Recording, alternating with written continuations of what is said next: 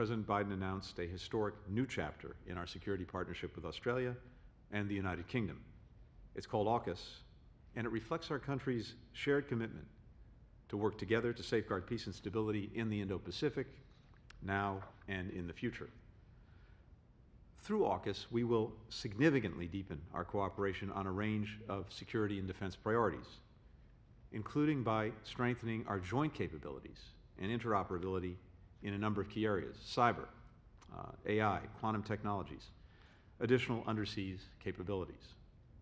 We'll also work to sustain and deepen information and technology sharing between our countries, and will foster a deeper integration of security and defense-related science, technology, industrial bases, and supply chains.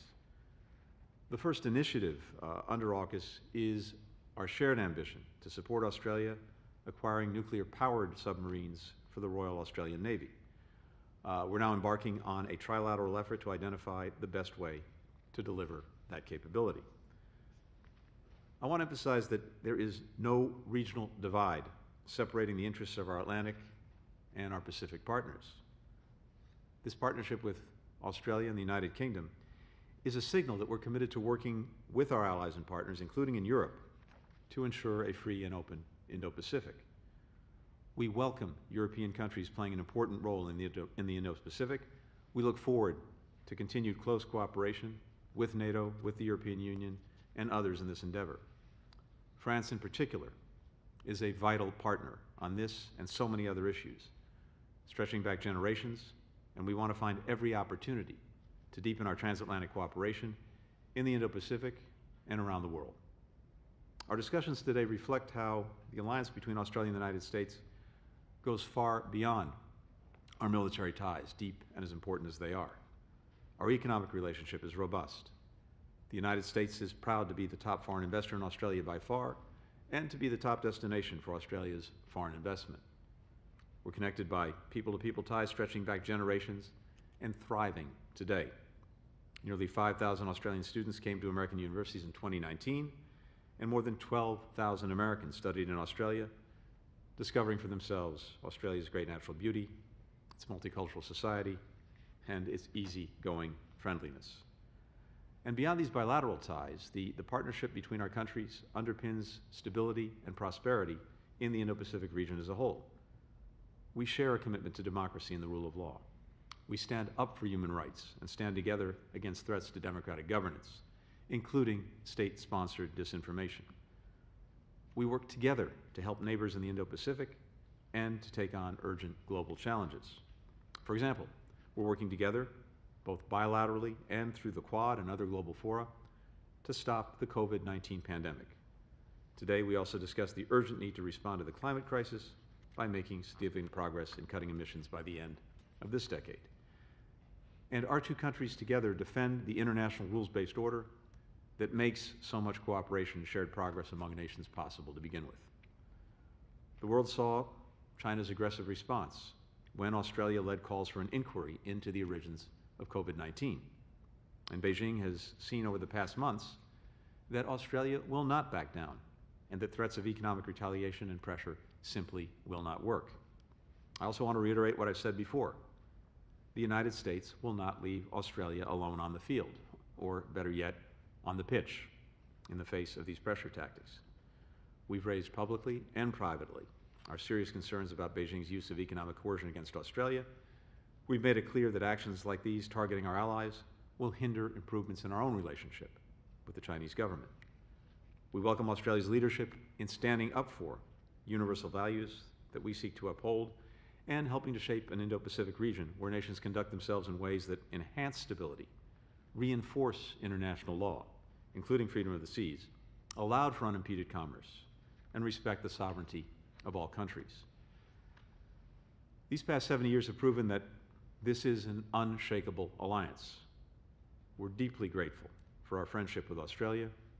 We're eager to continue to work closely together for the next 70 years and beyond to ensure a bright and hopeful future for Australians, for Americans, for people across the region. So, thank you so much again, Foreign Minister Payne, Defense Minister Dutton, for traveling here to Washington. We're looking forward to returning the favor and traveling to Australia as soon as we can. and to welcoming Prime Minister Morrison here next week when he meets with President Biden and the leaders of Japan and India for the Quad Security Dialogue. With that, Foreign Minister Payne. Thank you very much, Secretary Blinken. And to Secretary Blinken and Secretary Austin, thank you both for hosting the 31st AUSMIN consultations. May I also thank those many officials who have been toiling behind the scenes for some time now to prepare for a meeting of this consequence. It is a great pleasure to be here in Washington with our friends and colleagues to engage in the AUSMIN talks, and it's not possible without the work of officials that goes into it. 2 weeks ago, the sails of the iconic Sydney Opera House were lit up with the stars and stripes of the flag of the United States, marking 70 years since the signing of the AUSMIN Treaty. And for those 70 years, our alliance has helped to safeguard our people and to enhance the security of our region. AUSMIN, along with the other alliances the United States has in the Indo-Pacific and the many good friendships and partnerships of both our nations, have formed a bedrock of stability, enabling 7 decades of peace and economic growth. As we face a prolonged period of strategic competition in the Indo-Pacific, we are now expanding this network. The AUKUS Trilateral Security Partnership being the latest example of that. Indeed, Australia and the United States are continually identifying new ways to work together in our region according to our values and interests and in concert with existing and new partners. Prior to arriving in Washington, Minister Dutton and I visited Jakarta, New Delhi and Seoul, where we discussed many of the same issues that have been on the agenda here today. At today's meeting, we have reiterated that our allies and our partners are our greatest strategic asset. We are committed to ASEAN centrality and ASEAN-led architecture, and will continue working with the Quad as a key vehicle to support the Indo-Pacific. Next week's Quad Leaders Summit, the first such meeting in person, will be a powerful demonstration of the commitment of our 4 nations. We see that competition is happening across a wide range of areas, in economics, in diplomacy, in development, in health, technology and in grey zones. Our alliance has long evolved beyond its initial status as a military pact, which means it is contemporary, it is well suited to cooperate on countering economic coercion or supporting our region's response to COVID-19, as much as it is on those more traditional security challenges. Our approach stems from our fundamental values as liberal democracies, of which we are deeply proud, but it is inclusive. There is room for each nation to be itself within that regional framework that protects and respects sovereignty, that champions openness and resists unilateral assertiveness and breaches of international rules and norms. We're supporting that vision practically by ensuring that others in the region have confidence that there are options available. We are guided by the priorities of our partner countries as we support them in their recovery from COVID-19 through enhanced access to vaccines and strengthened health security infrastructure. Our question is, what do you need? Not, how can you serve our strategic interests? We also discussed working together to enhance cooperation on innovation and critical technologies, to advance the peaceful use of space through a space framework agreement, to counter malicious cyber activity, to build infrastructure to promote economic growth and independence, to combat dangerous disinformation, and to drive clean energy solutions that meet the world's climate targets. Our determination to combine our strengths in critical technologies to drive prosperity, to meet security challenges as well as to increase regional stability is well demonstrated by the AUKUS partnership, which will integrate our efforts across science, technology, industrial bases and supply chains. Today, we also discussed strategic competition. We discussed the competition of China at a number of levels that requires us to respond and to increase resilience. This does not mean that there are not constructive areas for engagement with China. Australia continues to seek dialogue with China without preconditions. Let me conclude by emphasising that United States leadership in the Indo-Pacific remains indispensable. We must compete in order to preserve and to shape the international order that has underpinned decades of prosperity and economic stability in the Indo-Pacific. Australia's message is that we are an ally that is looking for opportunities to work together across the region alongside US leadership to maintain, to improve security and prosperity for all.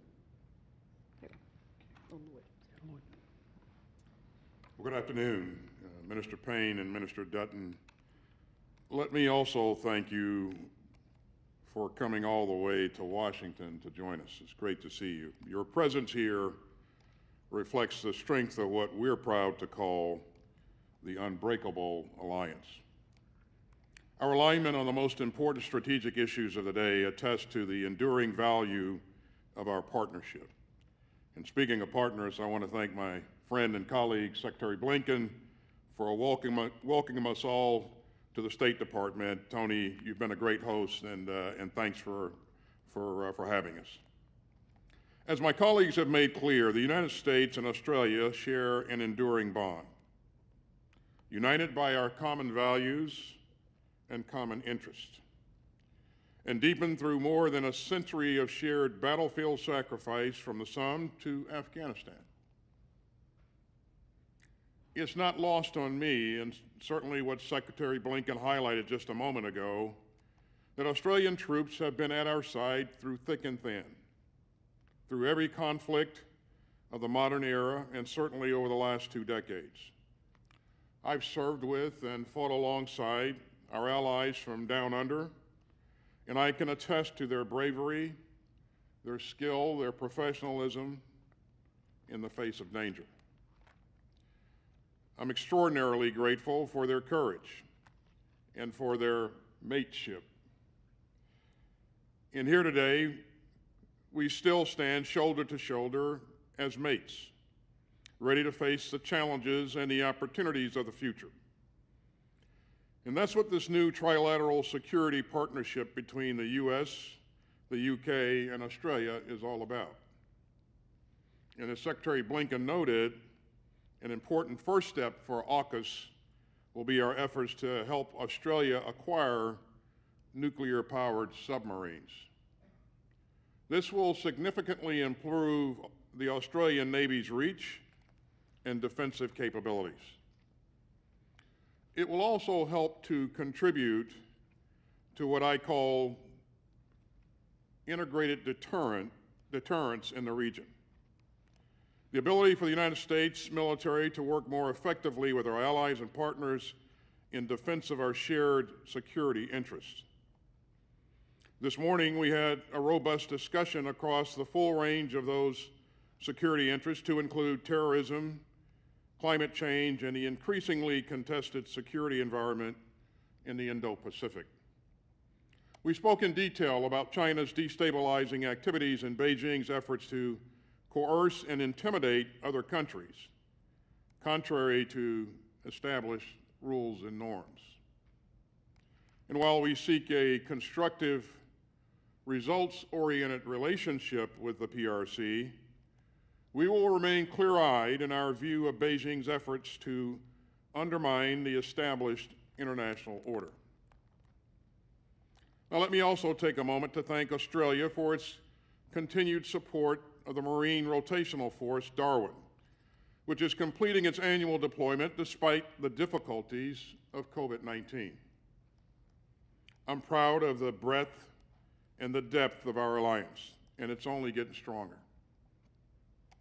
Yesterday, Minister Dutton and I signed a statement of intent that will expand our efforts to co-develop advanced defense capabilities. And today, we endorse major force posture initiatives that will expand our access and presence in Australia. We agreed to take immediate steps to improve interoperability through deeper integration. And we reaffirmed our commitment to expanding multilateral efforts, especially with Japan, through the Trilateral Defense Ministers meeting, and also with India. And so, Minister Payne, Minister Dutton, thank you again for being here today and for a very productive couple of days. And I look forward to working closely with you as we deepen this alliance, and of course, I look forward to joining Secretary Blinken on a trip to Australia at the earliest possible opportunity. Thank you very much. Ladies and gentlemen, good afternoon. Thank you very much for being here. Firstly, my very sincere thanks to Secretary Blinken and to Secretary Austin for hosting what has been an incredibly successful and indeed historic AUSMIN. At a time when it has been difficult, of course, to meet in person, this meeting has offered us a great opportunity to build on our storied partnership, the most important relationship Australia has, bar none. And I'm grateful for the warm hospitality and welcome that we have received here in Washington. To be here in this year, at this time, is indeed a great honour. This year is the 70th anniversary of the signing of the AUSMIN Treaty, and it's also now 20 years, as we well know, since the devastating September 11 terrorist attacks which changed this country, her allies and the world. Prime Minister John Howard at the time invoked the AUSMIN Treaty for the first time in the wake of those dreadful attacks. Then, as now, Australia stands with the United States. 70 years on, our alliance is stronger and more important than ever. It stands as a pillar of security and stability in the Indo-Pacific, and it's a testament to our shared values and our commitment to a secure, prosperous and resilient Indo-Pacific. Yesterday's announcements that we have established an enhanced trilateral security relationship with the United Kingdom and the US, AUKUS, is further evidence of the strengths of these bonds and our commitment to protect shared values and promote security and prosperity in the Indo-Pacific region. Our discussion here today has reinforced our shared commitment to ensuring an alliance that is match fit to meet the strategic challenges ahead. It's through this lens that I'm proud to announce that Australia and the United States will be significantly enhancing our force posture cooperation, increasing interoperability and deepening alliance activities in the Indo-Pacific. This will include greater air cooperation through rotational deployments of all types of US military aircraft to Australia. We will also establish combined logistics, sustainment and capability for maintenance to support our enhanced activities, including logistics and sustainment capabilities for our submarines and surface combatants in Australia. These key activities will be complemented by conducting more bilateral exercises and greater combined exercise engagement with partners in the region. What makes Australia and the US so effective as alliance partners is the depth of our cooperation. We further advanced our cooperation today in science, technology, strategic capabilities and defence industrial base integration, which are the key pillars of our alliance. This included signing a classified statement of intent on strategic capabilities, cooperation and implementation. It will be a key way that we can strengthen capability outcomes, deepen our alliance and increase cooperation to meet emerging strategic challenges and support regional stability. We also discussed plans to accelerate establishment of Australia's guided weapons and explosive ordnance enterprise, and we agreed to cooperate on its development. We're also looking towards the domains that will shape our future environment, activities that will expand Australia's space knowledge and capabilities. And I'm pleased to announce that the Australian Department of Defence and the United States National Reconnaissance Office have also committed to a broad range of cooperative satellite activities. Australia and the United States have common values and a history of mateship and collaboration in times of war and in times of peace. It's therefore no surprise that we have formed such a close and enduring bond over that time. As we stand here acknowledging several important anniversaries for the alliance, as well as historic new opportunities between our two countries and our partners, I'm positive that we've laid the foundation for another 70 years of cooperation and collaboration. Thank you. We'll now go to questions, and we'll start with Andrea Mitchell at NBC News. Thank you, Nick. Thank you. And thank you very much. With your indulgence, I have the honor of representing all of my colleagues, so I'm going to represent them today with things that are on their mind as well. Secretary Blinken, you opened today talking about the strong alliance with France, but after professing at NATO that America is back to all the Europeans, what do you say to an ally, France, that feels that this agreement today stabs them in the back by going and providing nuclear submarines to the Australians?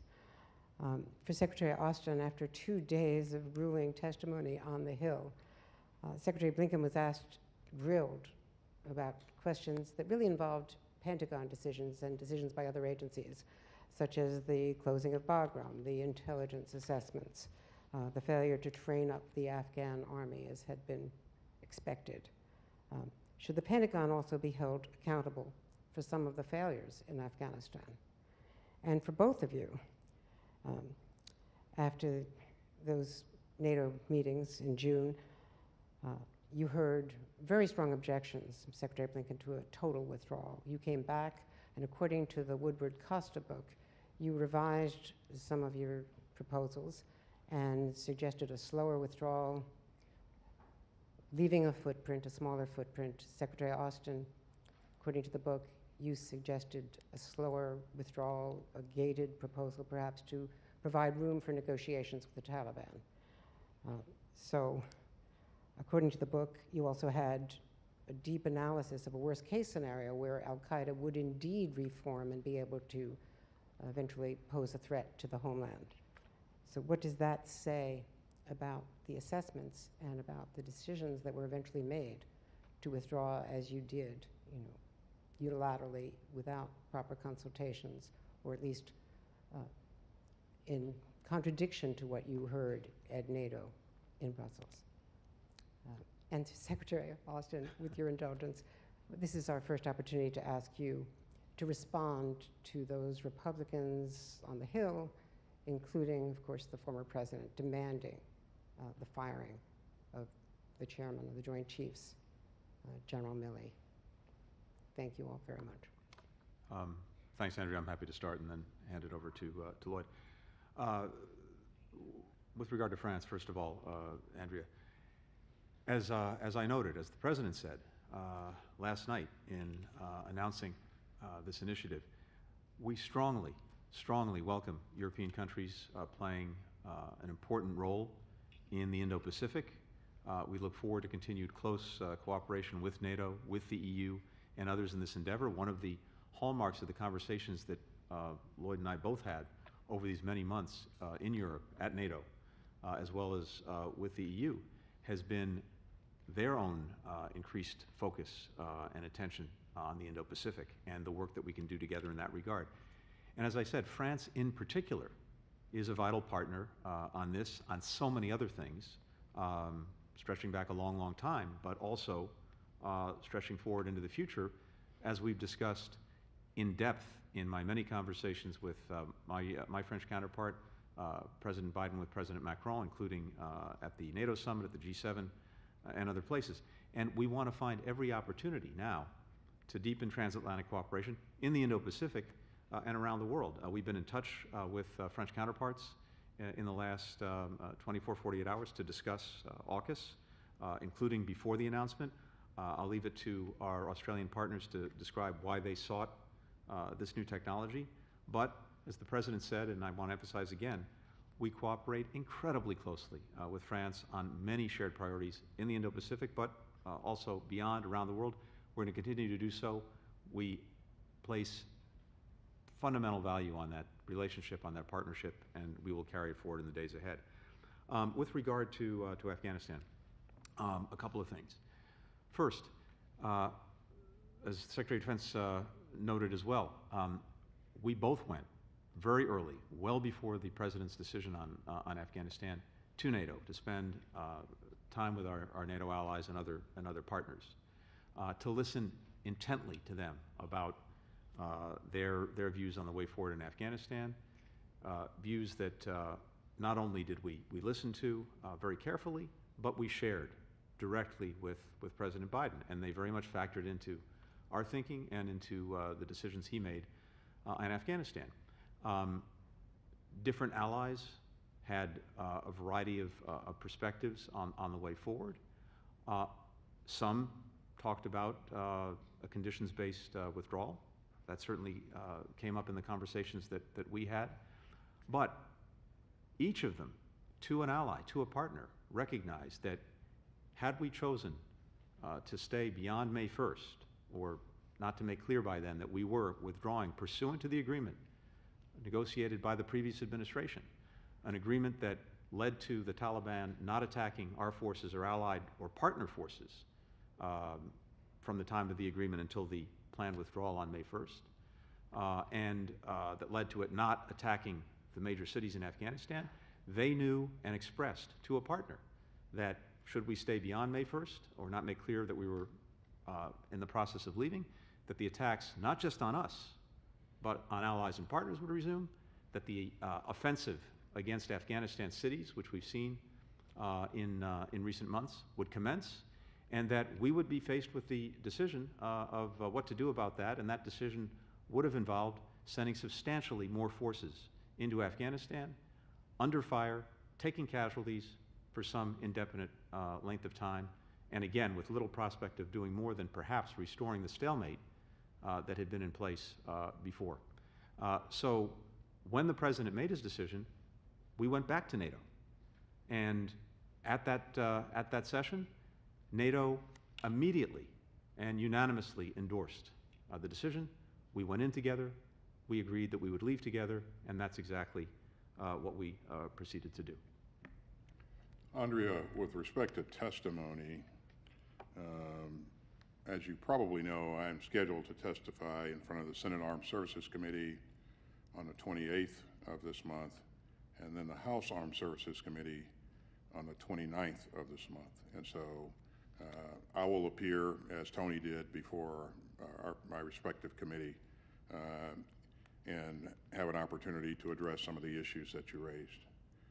On the issue of what's in the book with respect to my activities and Secretary Blinken's activities, I won't confirm or deny what's in the book because I've not read the book, but again, and so I won't comment on what's in the book.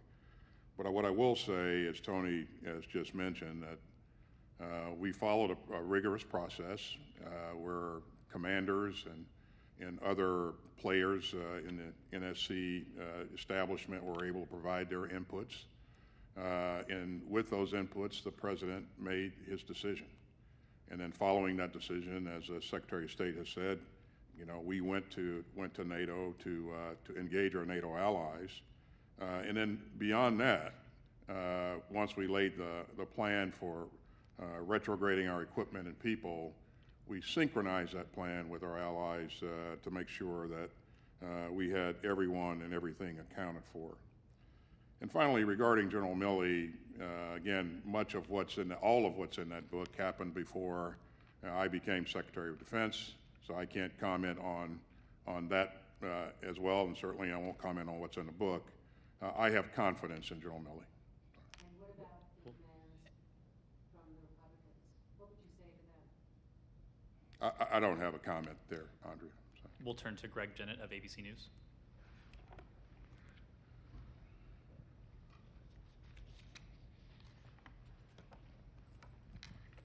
Good afternoon, and thank you for this opportunity also on behalf of the colleagues.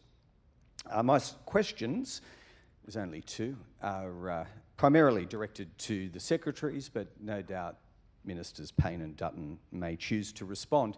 Following on from yesterday's remarkable AUKUS submarine decision, and it goes to the principle of reciprocity. So Australia is going to get America's most valuable nuclear technology secrets to undertake this nuclear-powered submarine endeavour. Is it accepted broadly that with that comes now a requirement for Australia to reciprocate with things that it has previously been reluctant to do. Two possible examples that I'd be thinking of. De facto home porting.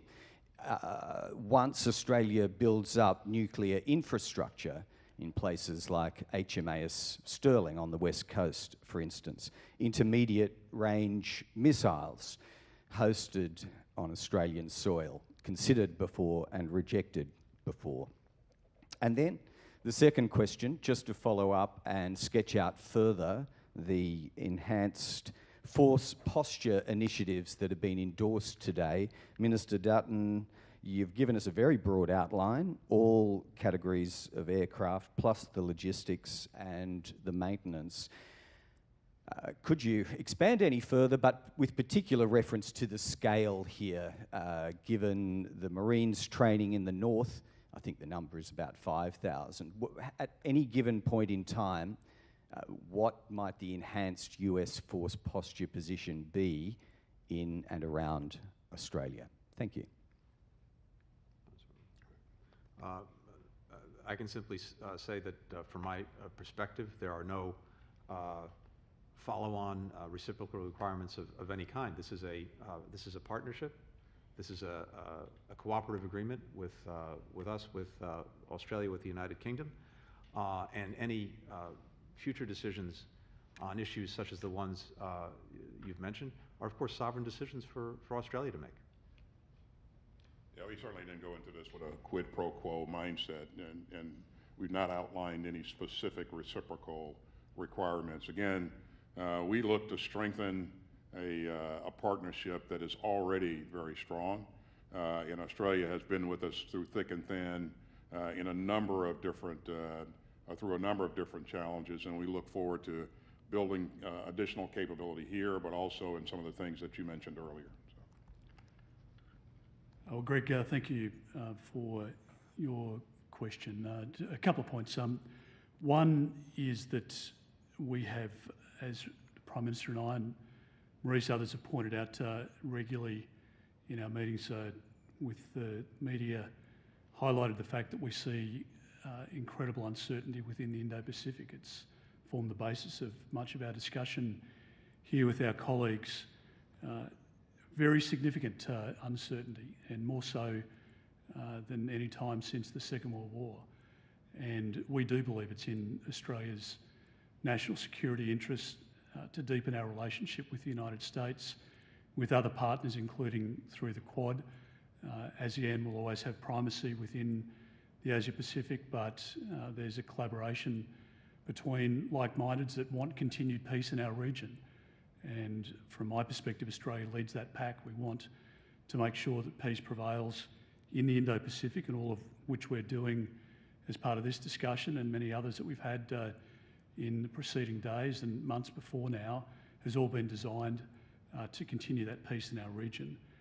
So I do have an aspiration to make sure that we can increase the numbers of troops through the rotations.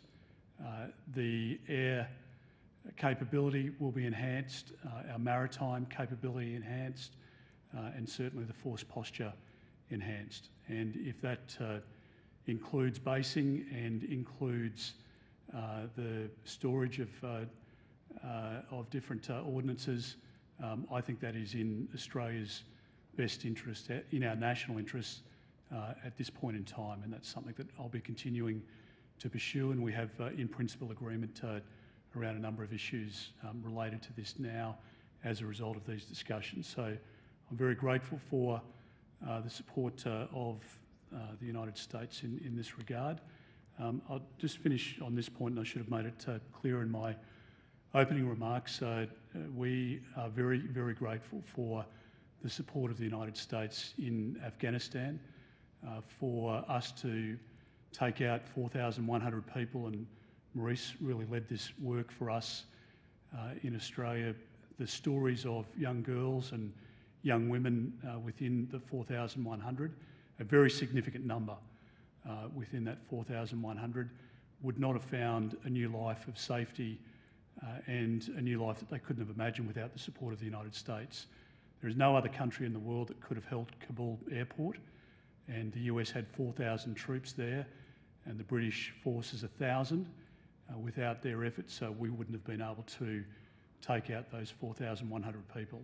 And I think, frankly, it's time for people to pause, reflect on that, and to acknowledge the sacrifice that's been made over a 20-year period. But for those 4,000 troops and the Brits to be there along with others, there were no European countries, no Asian countries, no Middle Eastern countries prepared to step up and provide that support. And as a country, we're very grateful for what the United States was able to do. Abraham Mashi of Air Force Magazine. Thank you so much. My question is directed at Secretary Austin. Oh, thank you, Secretary Austin, and of course, Minister Dutton, you're invited as well to respond. Secretary, are you concerned that that this move, sharing this technology, raises tensions with China, as it appears it already has? And can you describe a little bit more detail the air and space cooperation with Australia, specifically things like joint hypersonics development, additional bomber rotations, air patrols and rotations? And there's been some allusion to force posture. Could you give some specifics, numbers, how soon we might see those increases? Thank you so much. Yeah, so on the issue of China, let me just emphasize up front that, you know, this agreement, this relationship is not aimed at anything or anyone. The intent here is to help improve our trilateral cooperation and our capabilities across the board. And the first step is to focus on helping Australia acquire a nuclear-powered submarine capability, and we're gonna work on that going forward, and that's pretty exciting, and it's exciting because it will provide Australia additional flexibility and capability that I think will be very, very beneficial to all of us going forward. But we will continue to explore many of the things that you just mentioned in terms of greater and more frequent engagement in our air capabilities, more training opportunities for our ground forces, and increasing our logistical footprint in Australia as well. And again, there are a number of things that we've worked together to outline, which I won't go into today, but this is a pretty exciting opportunity for us. Well, I'll just add very briefly to that. This is not the first time that we've seen different outbursts from China in terms of Australia's position. We are a proud democracy in our region. We stand with our neighbours in the Indo-Pacific to ensure enduring peace, and this collaboration makes it a safer region. That's the reality, and no amount of propaganda can dismiss the facts. So if we look at the facts here, at the moment Australia has a regional superiority with our Collins-class submarines. They go into a life of type extension starting in 2026, and that will take them out to the 2040s, which means that we need an enduring capability with regional superiority beyond that. The clear advice to us from the Chief of Navy and the Chief of the Defence Force has been that a conventional diesel submarine was not going to provide us with the capability into the 2030s, the second half of the 2030s, 2040s and beyond, and that we needed a nuclear-powered submarine. And so we looked at what options were available to us. The French have a version which was not superior to that operated by the United States and the United Kingdom, and in the end the decision that we have made is based on what is in the best interests of our national security and the prevailing security and peace within the Indo-Pacific. And therefore it became a natural partnership with the UK and the US, our two oldest and most enduring partners and partnership alliance partners. So that's why we find ourselves here in this point. Just in terms of collaboration, both in air and in the other domains, I'll just point out that there's already, as we've seen recently in Operation Talisman Sabre, a great level of exchange, a great trust that's been established over conflicts and in peacetime as well with American counterparts, and that will continue. So across platforms, and we saw that evidenced in Talisman Sabre only a couple of months ago, and that will form the basis of us continuing to deepen that relationship. And as I say, that is in our national security interests and in the interests of our region as well. Our final question will go to Megan Palin of News Corp. Good afternoon. Thank you for allowing me to talk with you today on behalf of my colleagues. The first question is for Secretary Blinken and/or Minister Dutton. Given China's response to the trilateral partnership, what's the messaging to the region, and should this deal serve as a warning of any sort? I'm happy to start, Peter. Just to reiterate what Secretary Austin said, this is about enhancing our cooperation, our work together, ultimately about enhancing security and stability in the Indo-Pacific. It is not aimed at any country. It's certainly not aimed at holding anyone back. It is aimed, as in everything we do together on security, to upholding the rules-based international order that both Australia and the United States deeply believe in and will defend. That's what this is about. I think the other point to add to that is that Australia takes its sovereignty seriously, and we have a desire in our region to work with Indonesia, with India, with Vietnam, with South Korea, countries with whom we have very close relations, and they understand the values that we adhere to and that we've been consistently adhered to for a long period of time. We believe in the rules-based order, as Secretary Blinken points out, and I mean, our motivation, our posture has been consistent and unambiguous. We believe that millions of people within our region are living a better life today because we've endured peace largely since the Second World War, and we want that to continue. And so there is a deterrence element to our acquisition and to the maintenance of our defence program, and we've been, again, consistent in the way in which we've been honest with our neighbours, and that will continue. China has said that it threatens stability in the region. Do you consider that a threat? And just finally, Minister Payne, you mentioned before that Australia was still seeking dialogue with China following the announcement. Has there been any progress on that? And what is the key message that you want to get across? Well, no, I don't see it as a threat, Marise. We've been very consistent in reiterating our desire to have constructive engagement with China, and we have consistently reiterated that we place great importance on the relationship. But as we engage with China, we'll always consider our own national interest, as any sovereign nation would, as the Minister for Defence has stated here today. We are open to dialogue. The Prime Minister said yesterday at his media conference in Australia, there is an open invitation for President Xi to discuss these and any other matters. That has always been there.